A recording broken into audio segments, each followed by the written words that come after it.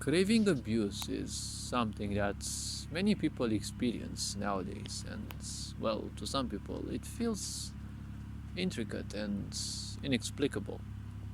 Now, I'm not here to be the specialist to tell you exactly how and why, but psychology says it quite simply. There are situations in which, people are simply incompatible. And when that happens, well, you see, sooner or later, someone is gonna get ditched. Now, when this ditching happens, right, there's at least two people, right? Because you can't ditch nobody. Well, depending on subjectivity, you can ditch a nobody, but you can't ditch nobody. So the point is, there's always at least two people. There is the one who got ditched, and obviously the one who ditches the others. Now, when you are ditched, this can happen because you're not worthy of their attention, you're not worthy of their importance, probably they have an overinflated ego, or simply put, well, you are not good enough for them. Be that they're mad, be that they're authentic, it doesn't matter that much.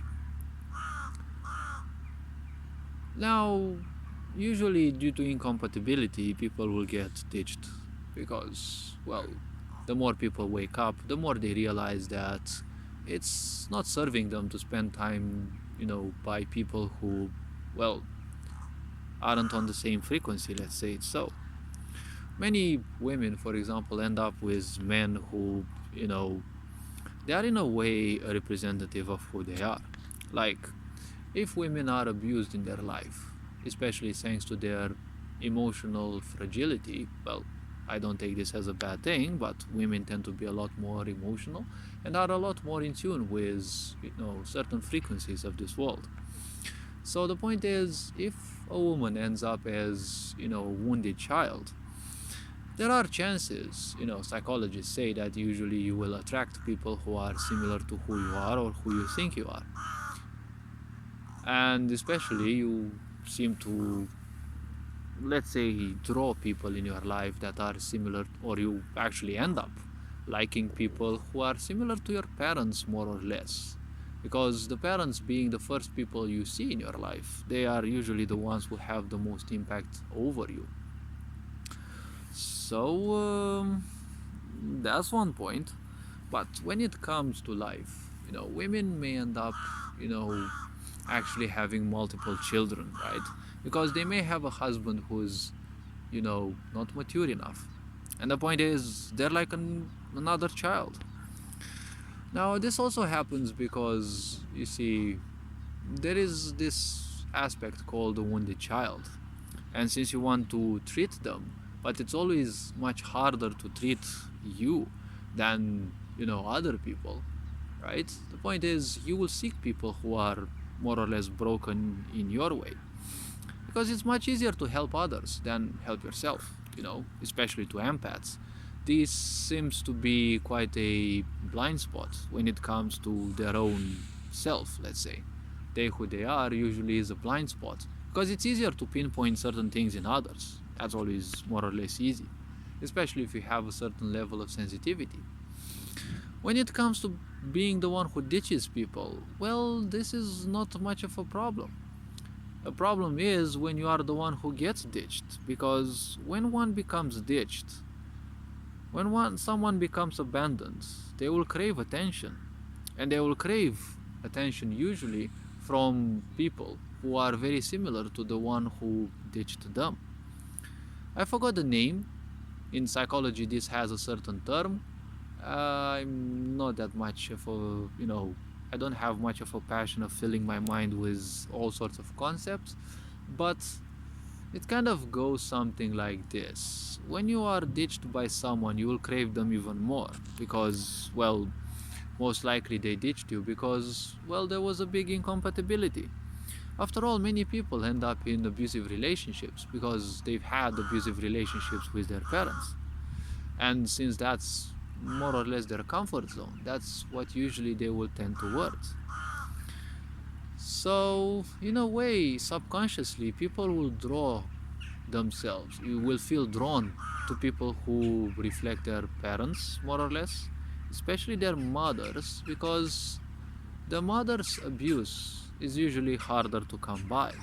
The father's abuse can also be, you know, a problem in a way. But you see, when men become abusive, they either beat you, well, in the worst case scenario, they rape you, which is the worst thing that can happen. Many people would say, well, getting killed by your father or drunk father or something like that, or mother, would be the worst thing. But you see, the point is, when you are killed, it may be, obviously, it is a gruesome experience, but at least you no longer go through more traumatic experiences, right? Now, I do have a different vision upon life and death, so people may find this telling of mine awkward, but uh, unless someone actually comes and saves you from this type of behavior, if you don't die, well, that's technically the hard part, right? Because if you don't die, you get more and more abuse. And we have a lot of children in this society that always feel they're not good enough, they're not worthy. Many of them have been raped, well, not necessarily sexually, but emotionally, mentally. They've been, demolished by, abusive parents who didn't even want them. And when a parent doesn't want you and they ditch you, you will seek more of that. You will seek more of that treatment because there is that aspect of innocence within you. This aspect of innocence within us is that which, well, narcissistic fuckers seek to exploit. Because they always have quotes like, if you are better, I would give you more attention. Obviously, they don't give themselves much attention, well, other than the moments when they, inflate their egos and, give people impressions that they do. It is true that indeed they spend a lot of time, fantasizing about how and what they can become. But that doesn't mean self-care, right? Wasting time with all sorts of imaginations without doing much, right? And at the same time, you know, putting all the strains, putting all the negativity on other people, being toxic towards other people, that's no measure of self-care, right? So if people don't care for themselves, they won't care for the others as well, because obviously why would they, right? It's usually empaths who kind of want to take care of other people, but they don't take care of them. And well, this kind of hurts because you can't hide away the pain that it actually hurts. See, modern day spiritualists, or well, whatever the fuck they call themselves nowadays, some people on crack believing that they unlocked the whole world and doing courses just to teach you nonsense. Well, not all of them, but most of these people are nothing else but, gibberish talking, law of attraction, or the flow of distraction, as I call it, and so many other things.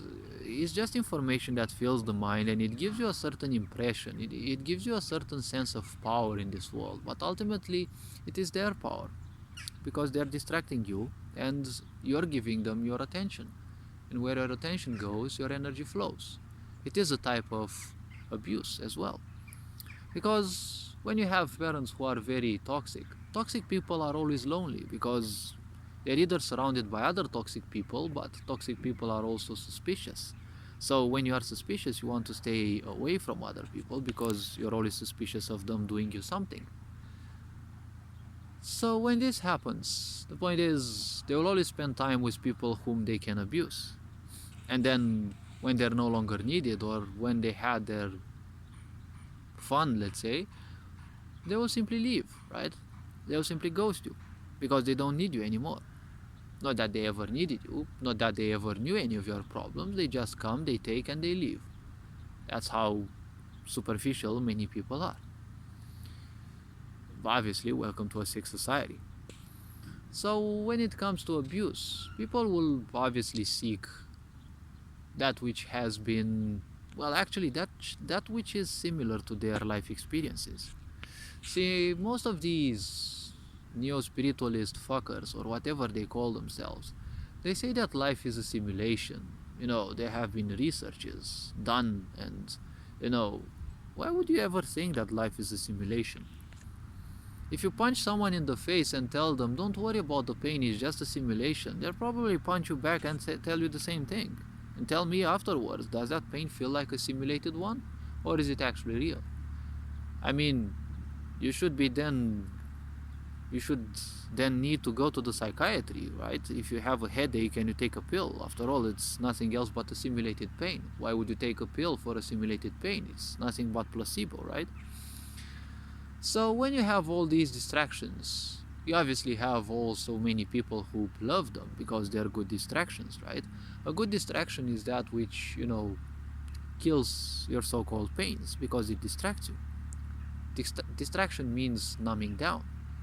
The influences still exist, it's just that you're numbed down and you're no longer aware of those. This is in a way a problem because when you're not aware of things, well, that becomes a problem. When you're unaware of things, it's just like painkillers in this world.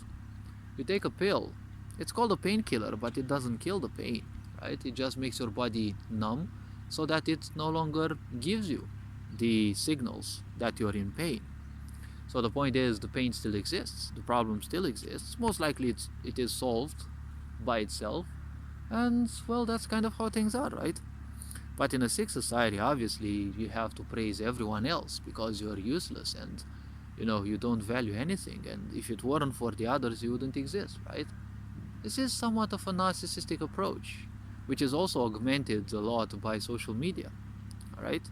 If it weren't for me, you wouldn't have, me as, someone to follow, right? You wouldn't have me to waste your time on. So many of these people, unfortunately younglings as well, waste too much time, giving attention to this and, you know, creating fake lives that they expose on the internet. And then they treat people like numbers. They want more subscribers. But more subscribers usually come when, you provide them with that which they want. If you promote fake life, well, you're gonna promote fake energies as well.